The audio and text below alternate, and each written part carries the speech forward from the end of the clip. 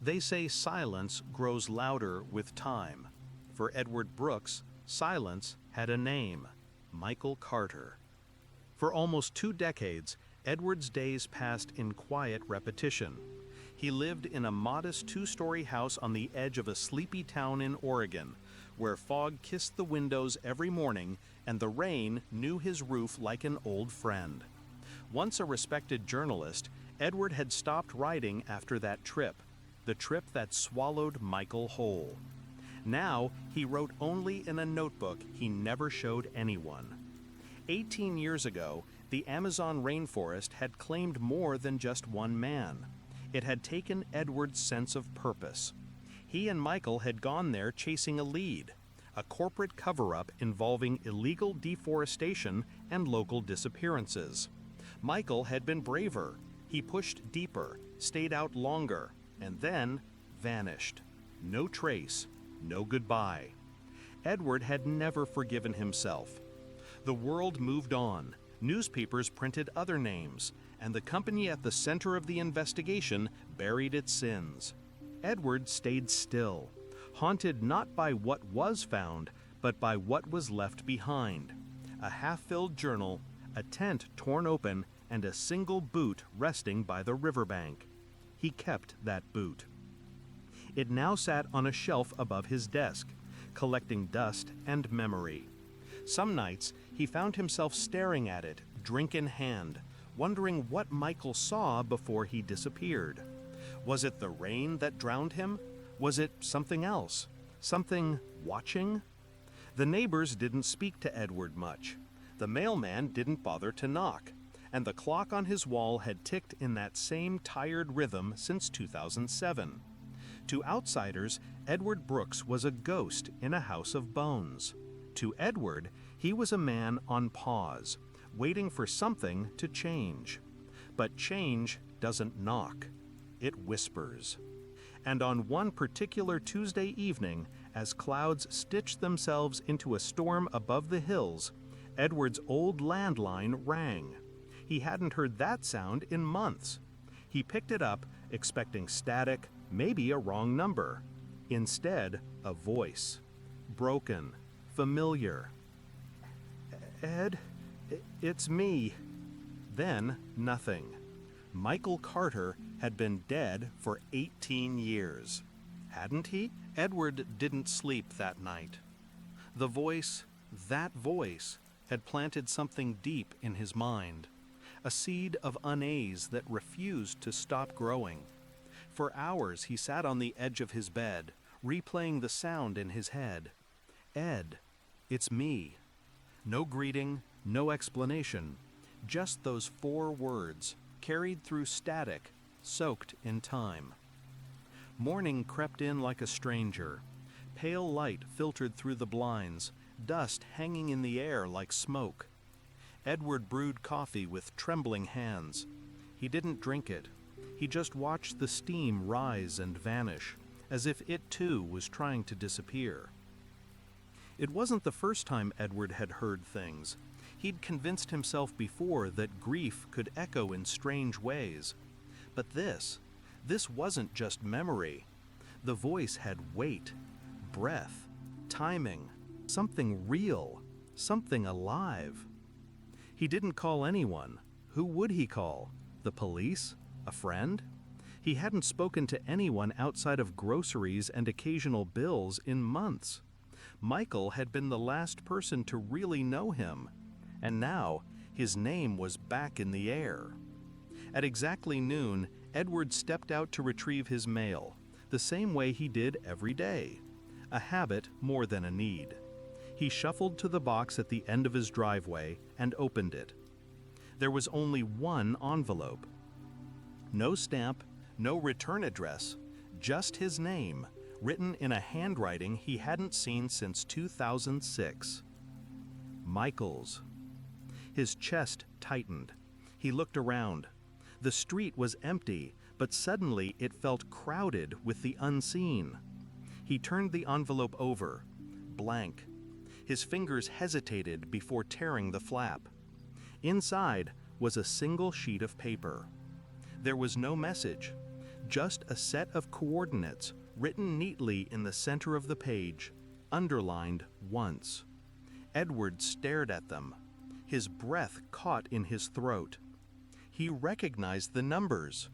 They pointed to a location deep in the Brazilian rainforest, the very same area where Michael had disappeared almost 2 decades ago. He dropped the paper. The wind didn't take it. It stuck to the pavement like something rooted. Edward stared at the paper in his hands, the coordinates burning a silent question into his mind. The Brazilian rainforest, a place he had tried to forget, a place tied to painful memories he had buried deep. But now, the past was knocking louder than ever. He knew the risks. The jungle was unforgiving, wild, and mysterious. Yet the pull was too strong. It wasn't just curiosity. It was a call he couldn't ignore. The faint hope that maybe, just maybe, he could find a piece of closure.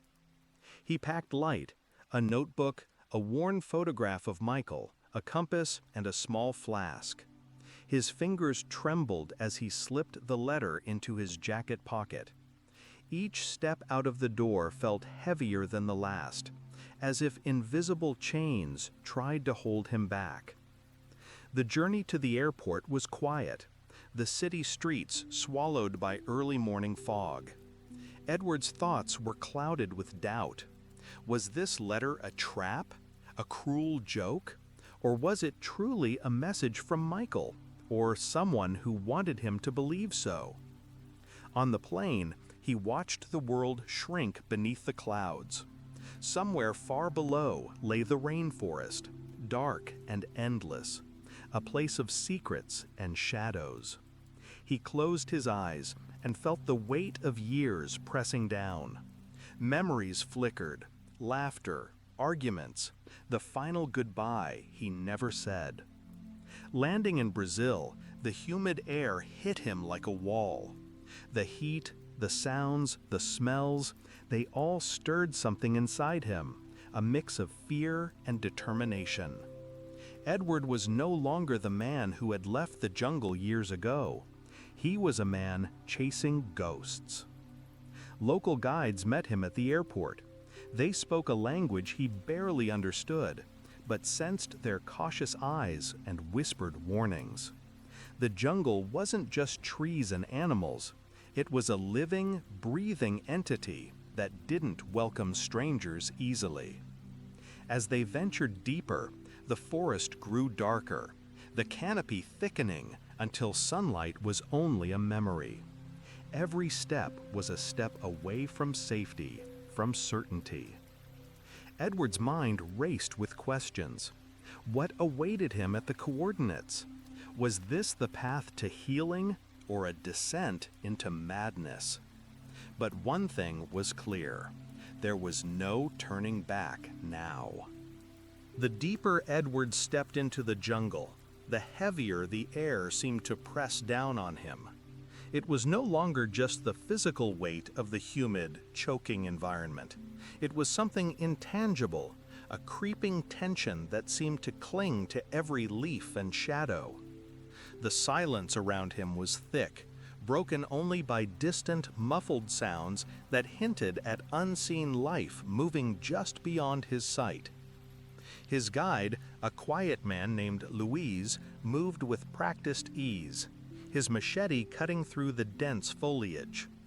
Edward tried to match his pace, but the underbrush snagged his boots, and every step felt uncertain, as if the jungle itself might shift beneath him.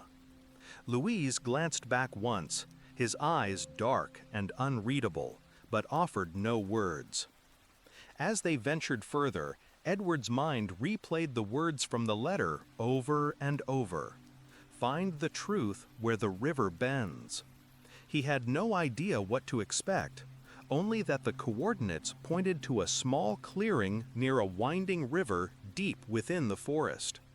The sun was a faint memory now, filtered through a thick green canopy. The path narrowed, and Edward's senses sharpened. Every rustle in the leaves, every snap of a twig set his heart racing. Was it an animal, a warning, or something else, something darker? At one point, Louise stopped abruptly and raised his hand. Ahead, in the dim light, Edward could just make out a worn wooden sign nailed to a tree. The letters were faded and nearly illegible, but the word cuidado, beware, sent a chill down his spine. Edward's breath hitched. Was this a trap, a warning from locals, or a message left by whoever sent the letter? The jungle, with its shadows and secrets, seemed alive with a silent threat.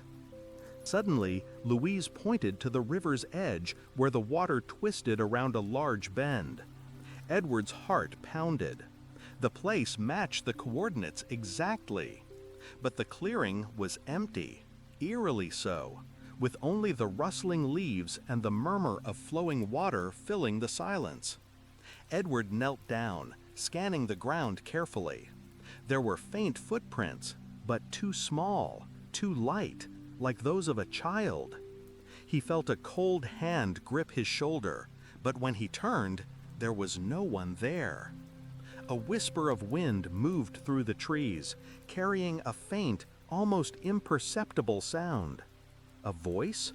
A cry? Or just the echo of his own doubt? Edward closed his eyes, swallowing hard. The jungle held its secrets tightly, and it was clear that finding answers here would cost more than he had bargained for. Edward's mind was tangled with questions as he pressed further into the dense jungle. The clearing near the river had offered no answers, only more mystery.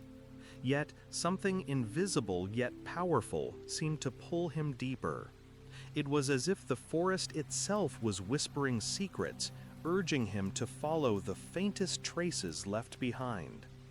His eyes scanned the ground relentlessly, searching for any sign of the missing person or any clue that could unravel this strange disappearance. The footprints had vanished abruptly near a cluster of gnarled roots, swallowed up by the thick undergrowth. The jungle, so alive and vibrant, had become an unyielding labyrinth, hiding what Edward sought in its darkest corners. As the sun dipped low, the shadows lengthened, painting the forest in shades of gray and black. The humidity clung to his skin like a second layer, and the silence around him grew heavier, more oppressive. Every distant noise, a rustle, a bird's call, the snap of a branch, seemed charged with ominous meaning. Edward's heartbeat in sync with the jungle's pulse, each step taking him closer to the unknown. Suddenly, a broken watch lay half buried in the dirt, its cracked face frozen at 3:17. The sight sent a shiver through him. Time had stopped here, or at least for whoever had been near this place. The watch was the first tangible piece of evidence Edward had found, but it raised more questions than it answered. Whose watch was this? Why was it abandoned here, with no sign of the owner? The silence that followed felt like a trap, waiting to swallow him whole. In the fading light, Edward noticed strange marks on the tree trunks, deep scratches that didn't look natural. They spiraled up the bark like desperate claw marks, as if someone or something had fought to escape. His breath quickened, doubt creeping in. Was the disappearance purely human, or was there something beyond his understanding lurking in these shadows? His guide Louise, usually so calm and composed, grew visibly tense. The jungle seemed to close in around them, a living entity watching their every move. Edward felt the weight of eyes unseen, and with every step, the line between reality and nightmare blurred. As darkness finally claimed the forest, Edward and Louise set up a small camp, the flickering fire struggling to push back the consuming blackness. The jungle sounds morphed into eerie whispers that danced just beyond the reach of the flames. Sleep was elusive. The unknown pressed in from all sides. Edward knew that tomorrow would push him even deeper into the mystery, into the heart of the jungle's secrets and the shadows of the past. The dawn broke with a cold, gray light filtering through the dense canopy. Edward woke to the weight of silence, heavier than the night before. The jungle seemed to hold its breath, as if wary of what might come next. Louise was already awake, staring intently at the dense thicket beyond their camp. The air was thick with anticipation, and something else, something elusive that Edward couldn't quite grasp. They moved cautiously, deeper into the shadows where the trees grew older and more twisted. Every step felt like a step into a memory best left forgotten. The strange marks they had seen the night before seemed to multiply here, on bark, on stones, even carved faintly into the mud by the riverbank. It was a language, but one Edward could not decipher. The oppressive stillness was broken by a sudden rustle, a snap of a twig nearby. Edward's heart jumped. He froze, straining to catch any sign of movement. Louise held up a finger, signaling silence. They weren't alone. The forest whispered secrets on the wind, voices too faint to understand. Shadows shifted between the trunks, fleeting and ambiguous. Edward felt a cold shiver run down his spine. Doubt crept in. Was this just a place of natural danger, or something far more sinister? A worn leather notebook lay discarded near a fallen tree, pages stained and edges frayed. Edward picked it up carefully, opening to find entries filled with frantic scrawls. The handwriting matched none he had ever seen, yet the words spoke of fear, of watching eyes, of a presence that lurked just beyond sight. As they continued, a distant melody caught their ears, a soft, almost hypnotic humming that seemed to echo through the jungle like a lure. Louise shook his head. "It's the forest," he whispered, "but not like any forest I've known. It's trying to warn us, or maybe to trap us." Edward's thoughts raced. The supernatural had always been a thing of legends, something he dismissed in the city's harsh daylight. But here, in the twilight shadows of the jungle, the line between reality and myth blurred dangerously. Time slipped strangely in this place. The sun climbed higher, yet the forest remained dim, shrouded in an unnatural gloom. Edward realized that the jungle was a maze of memories and fears, stitched together by whispers and shadows. Whatever had happened to the missing person was tied to this place, and perhaps to something beyond explanation. As the day faded, Edward and Louise found themselves at the edge of a small clearing, where ancient ruins peeked through the vines, silent witnesses to forgotten times. The air grew colder, heavier. The forest's secrets waited for him, and Edward knew the answers might come at a price he wasn't sure he was willing to pay. The ruins stood silent, their weathered stones half swallowed by creeping vines and thick moss. Edward and Louise stepped carefully among the crumbling walls, their footsteps muffled by the thick carpet of leaves and earth. Time had not been kind to this place, yet there was a strange, heavy presence in the air, as if the stones themselves remembered something ancient, something waiting to be uncovered. Edward's eyes scanned the carvings etched into the rock. The symbols were unfamiliar, but held a strange rhythm, almost like a code or a warning. The deeper they ventured, the more oppressive the silence became. It was the kind of silence that presses against your eardrums, filling your mind with unsettling thoughts. Louise crouched down beside a stone tablet, brushing away years of dirt and debris. "These markings," he whispered, "they tell a story. A warning, maybe." Edward peered over his shoulder, feeling the weight of history and dread intertwining. Suddenly, a faint breeze stirred the dead leaves, sending a whisper through the ruins. The hairs on Edward's neck stood on end. There was something intangible here, something just beyond the edge of understanding. The air grew colder, the shadows deeper. Edward reached out and touched the cold stone, feeling an almost electric pulse beneath his fingertips. Memories flashed in his mind, not his own, but others, long forgotten. Faces, voices, warnings, all tangled in the web of the ruins past. He heard a soft sound, almost like a voice calling from the darkness. A plea or a threat, he couldn't tell.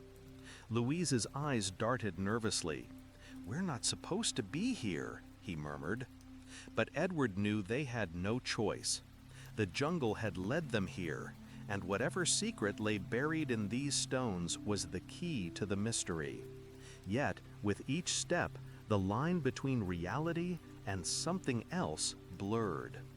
The ruins seemed alive with shadows that danced just beyond the light.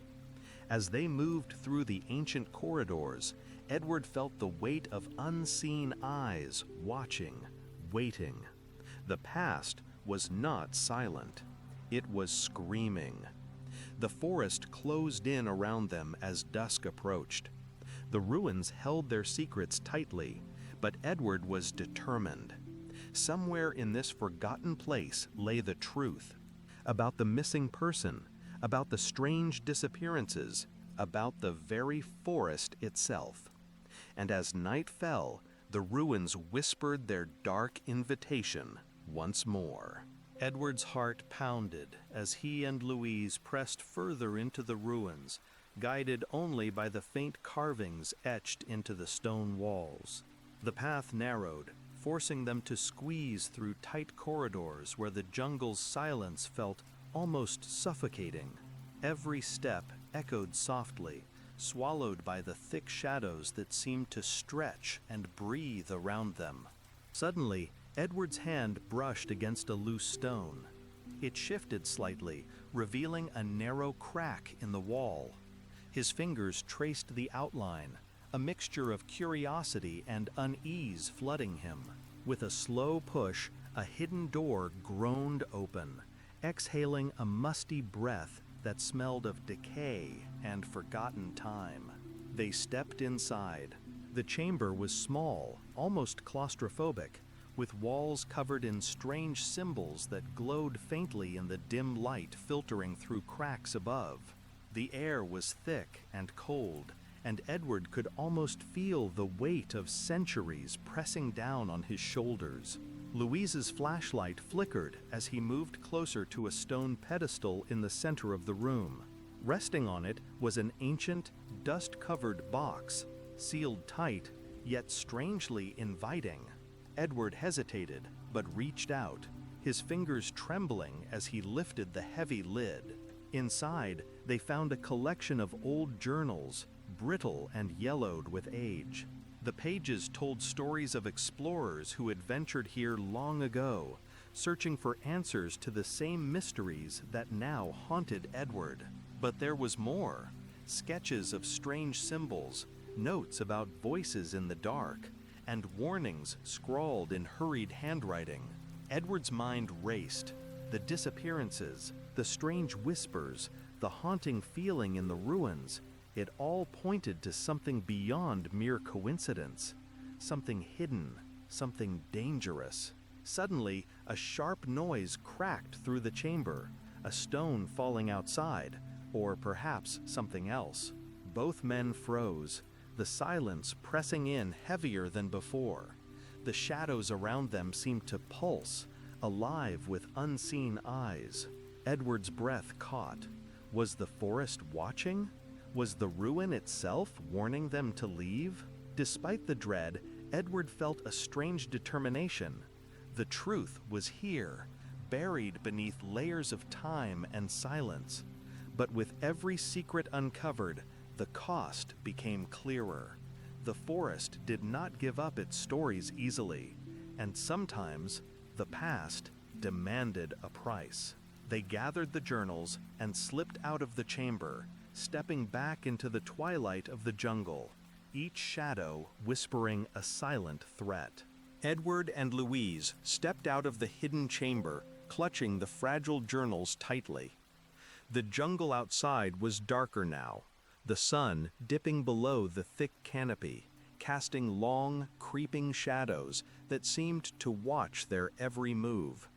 The air was heavy, as if the forest itself held its breath, waiting for something to unfold.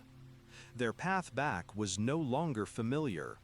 The trees twisted and shifted in the failing light, branches scratching like skeletal fingers against the sky. Every rustle and distant animal cry echoed through the silence, sending shivers down Edward's spine. It was as if the jungle was alive in a way he hadn't noticed before, whispering secrets meant only for itself. Suddenly, a cold breeze swept past, carrying with it faint murmurs, words just beyond comprehension. Edward stopped, his breath catching. He strained to listen, but the voices faded, leaving only the sound of his own heartbeat pounding in his ears. Louise looked at him with unease. "Did you hear that?" he whispered. Edward nodded, his eyes scanning the shadows. This place, it's not just the ruins, it's something else, something watching.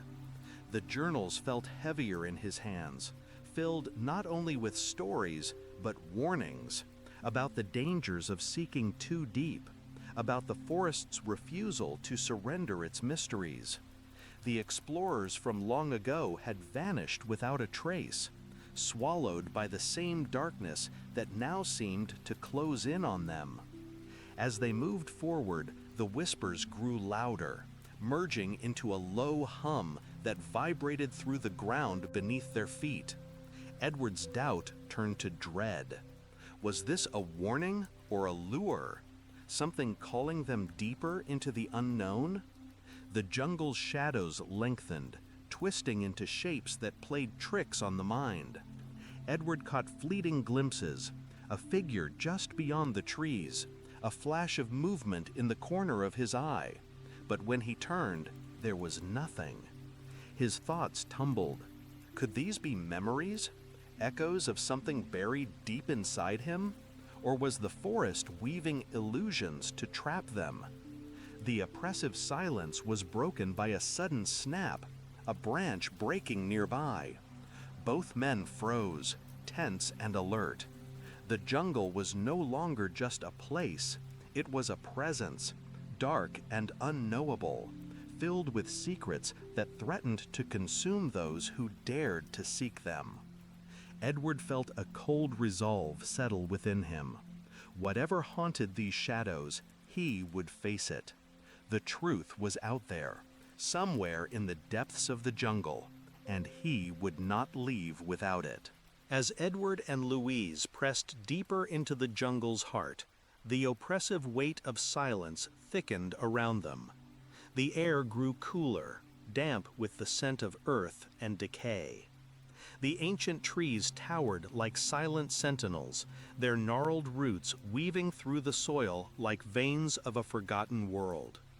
Ahead, a faint glow flickered between the trunks, a firelight, but weak and wavering, as if struggling against the dark. Drawn forward by a mixture of dread and curiosity, they approached carefully, their footsteps muffled by the thick carpet of leaves. There, in a small clearing, lay remnants of a long-abandoned camp. Rusted tools, broken pottery, and fragments of a journal scattered among the underbrush told a story of desperate survival. Edward's eyes caught a photograph pinned beneath a stone. A faded image of a man and a woman smiling despite their evident hardships. As Louise examined the items, Edward's gaze drifted to a tree trunk, marked with strange symbols etched deep into the bark. The symbols pulsed faintly in the dim light, like a heartbeat beneath the surface of the wood. A shiver ran down Edward's spine. This was no ordinary marking. It was a message, a warning carved by hands long gone. Suddenly, a low hum filled the clearing, vibrating through the ground and into their bones. The jungle seemed to come alive around them, shadows flickering and twisting as if responding to some ancient call. Edward's heart pounded. This place held secrets far darker than any tale of survival. Louise found a hidden compartment beneath the camp's remains. Inside was a journal, its pages brittle but intact. The entries detailed a harrowing tale, explorers who had vanished without a trace, their disappearance linked to something beyond explanation.